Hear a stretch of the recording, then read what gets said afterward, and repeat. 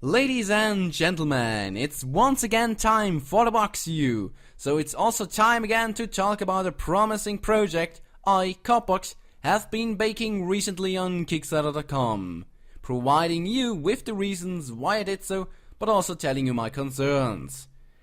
Today's topic is the coming up free-to-play MMO, the Epic Space Game. What can you expect of this game? Well, the best thing I could think of to compare this game is Dark Orbit, a free-to-play web browser, in which I just came up with the idea. I'm not sure if the Epic Space Game will be played in a browser or if you will need a client, but anyway, of the graphics side of the game, you surely can compare it with Dark Orbit.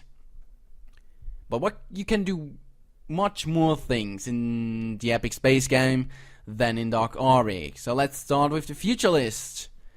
One of the things you could do is basically piracy. I mean, that's the stuff you can also do in Dark Orbit. Just shut down people and gather their stuff. I'm not sure if there will also be NPCs like pirates you can shut down for stuff, or if it just will only be other players. Then certainly another aspect of, well, of the outer space in general is exploring. Just find new stuff to harvest, like artifacts or lost ships. Then also, I mean, if you find something in the outer space beside of nothing, then rocks. You can mine them if you so desire, and then later create stuff out of this. Also, one of the basic missions, I mean, you know, in most other MMOs also are courier missions. So basically bring something from point A to point B. Not really that difficult, besides that you may get pirated, but we don't hope so. Wouldn't we? Also, another stuff is bounty hunting. So let's hunt those freaking pirates down again. Be the good ones, if you so desire. And also, I mean, probably one of the biggest parts, space trading. Like I said, with the stuff you can mine, you can create then other components for your ship, or, as I said, you can sell them. And at last but not least, salvaging. All other kind of dead pirates or whatever is out there. You can basically get everything, as far as I can tell of it. That's for the game itself. Another aspect of the game, besides what you can do, also the so-called space stations. They are some kind of your headquarters, if you so desire. They can be anything of 4 types. This can be a trade hub, where you can, well, surprise, trade goods, gain jobs, stuff like that. It can be a solar power plant, which will generate power cells and are necessary to maintain the solar stations. Then we also get the fuel stations, which will be required in the outer space, cause all ships will have a fuel, will need fuel, not will have, they will need, it's required. And the farther you go, and if there's no fuel station and you run out of fuel, well, it's not actually told what then happens, but you're basically doomed.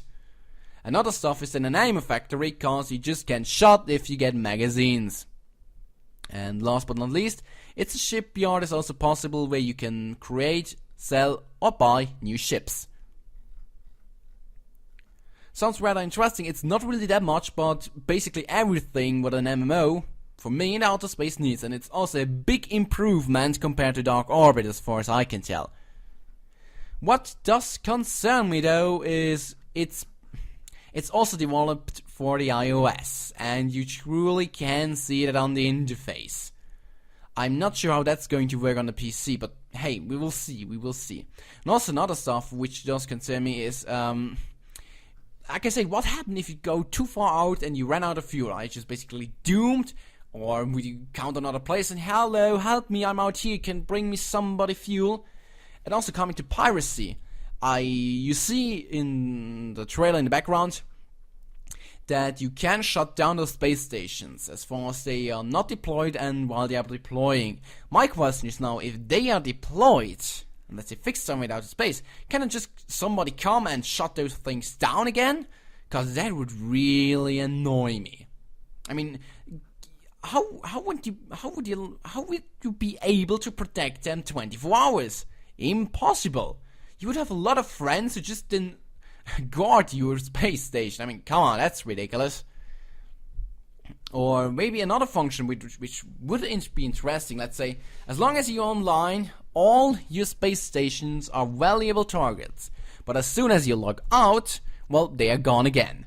Which then comes to the problem if actually somebody is counting on your space station because it's a fuel station and they want to explore the stuff behind everything, behind your space station.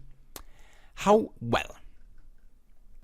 Another thing which I don't understand yet complete is you spawn at the 0.0 point. So that's basically the center of this game, where there will also be all kind of space stations and probably also some kind of a secure area, so you can't make there any PvP at all.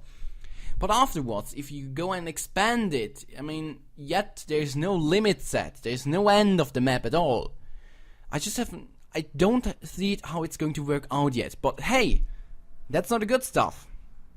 The beta will be already released in October. I mean, the game is basically finished, and they are looking now for funds to actually make it an MMO. So hiring, or let's say reserve, better servers to host the game, and also to gain some new guys, so some guy for IT and creative development. And I extra really could say, it's required. The interface looks so far really terrible, awful. Well, at least in my opinion. But hey, you guys can be other.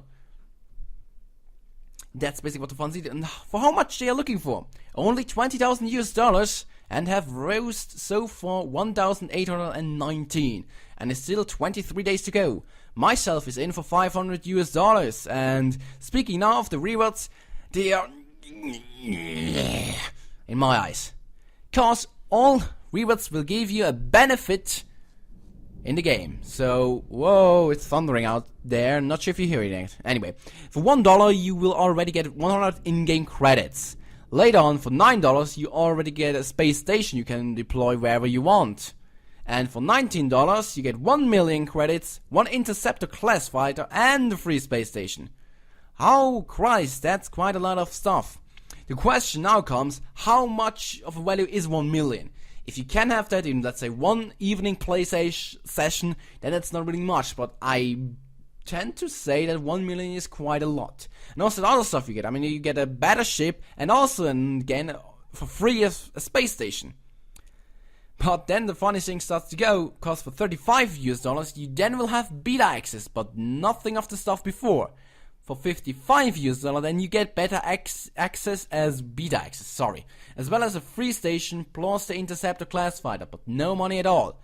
So if you want to have everything, so let's say every stuff of the $19 one as well as beta access, you would have to pay $95.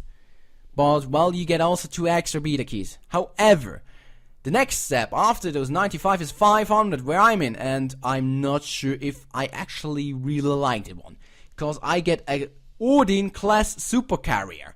That's some kind of one of the best, probably, ships within the game. Okay, that's going to be interesting. But really hilarious.